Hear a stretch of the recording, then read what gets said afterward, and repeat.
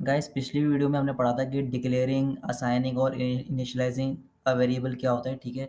और आज हम पढ़ेंगे difference between var, let and const. यानी जो हमारे पास कीवर्ड्स होते हैं जावास्क्रिप्ट के अंदर वेरिएबल को पुकारने के लिए, तो उन तीनों के दरमियान क्या डिफरेंस है। सबसे पहले तो हम वेर को देख लेते हैं।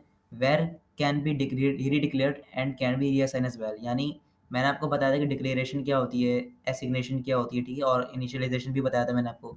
तो इसमें लिखा हुआ है कि भाई वेर को आप दोबारा से रीडिक्लेयर भी कर सकते हैं और दोबारा से रीअसाइन भी कर सकते हैं। अब इस बात का क्या मतलब है? अब फॉर एग्ज़ाम्पल मैं यहाँ पे लिखता हूँ वेर। मैं अभी एक वेरिएबल बनाता हूँ, अपने नेम से ही बना लेता हूँ चलें। वेर इज़ इक्वल टू, और उसके बाद मैं इसके अंदर कोई वैल्यू स्टोर करवाता हूँ 24 के नाम से, ठीक है? अगर मैं इसी को दोबारा से डिक्लेयर करूँ, यानी इसको रीडिक्लेयर करूँ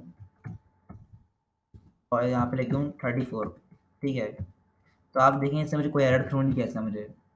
अगर मैं इसको अब एक काम करता हूँ, इसको कंसोल करता हूँ इसको, अगर मैं कंसोल डॉट लॉग, और अगर मैं अपने नाम को पुकारता हूँ, ठीक है? तो आप देखिए यहाँ पे 34 आ गया, दिख रहा है आपको? ठीक है, तो यहाँ पर आ गया। अच्छा, अब मैं आ जाता हूँ लेट पर। अगर मैं यही चीज़ मैं लेट के साथ करूँ, मैं काम करता हूँ उस पूरे को कॉपी करता हूँ, ठीक है? इस पूरे को मैंने कॉपी किया और मैंने क्या करूँगा कि एक और काम मैं ये करूँगा कि इसको जो है मैं इसको कमेंट कर देता हूँ, ठीक है? इसको मैंने कमेंट कर दिया और यहाँ पर मैं कर दूँगा लेट।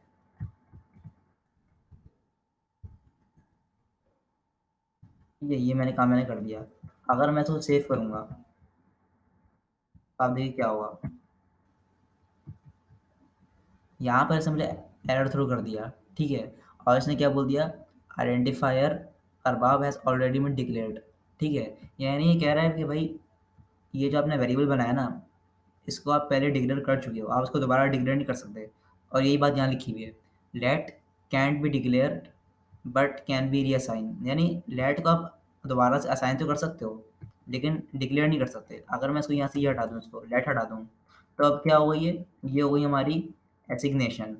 ये जो मैंने आपको बताया था, मैंने आपको बताया था एसिग्नेशन क्या होती है, कि जब भी हम जो है वेरिएबल बनाते हैं, उसके अंदर जो वैल्यू स्टोर करवाते हैं बगैर उसके नाम के, तो उसको हम कहते हैं एसिग्नेशन, ठीक है? अब मैं आपको करके दिखाता हूँ।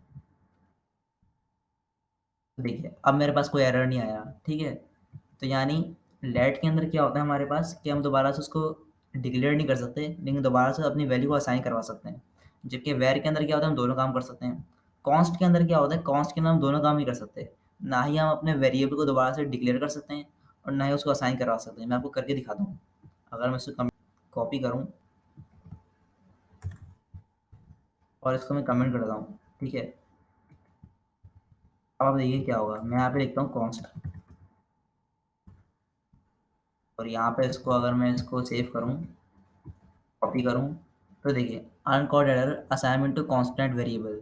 यानी ये बोल रहा है कि भाई आपने जो कांस्टेंट वेरिएबल बनाया ना आपने, कांस्टेंट का मतलब होता है फिक्स, यानी कि भाई ना आप उसको दोबारा से डिक्लेयर कर सकते हैं, ना उसको असाइन करवा सकते हैं। जैसे मैंने लिखा const Arbab is equal to 24, अब मैं ना ही इसको डिक्लेयर कर सकता हूँ, ना ही इसको असाइन करवा सकता हूँ, ठीक है? मैं कुछ भी नहीं कर सकता। हाँ, मैं कोई नया वेरिएबल बना सकता हूँ।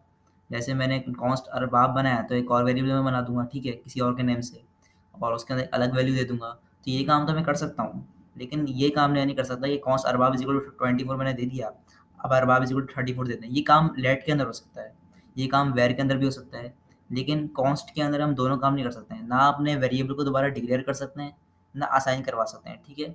तो होप कि आपको इन तीनों डिफरेंस का समझ आ गया हो, ठीक है? अब अगली वीडियो में हम पढ़ेंगे डाटा टाइप्स कि कौन कौन से डाटा टाइप्स होते हैं जावास्क्रिप्ट के अंदर। इसके मुतालिक अगर कोई भी क्वेश्चन हो आपका या कोई भी क्यूरी हो, तो आप मुझसे पूछ सकते हैं, ठीक है, कमेंट्स के अंदर। तो thank you so much guys for watching this video and I will see you next time.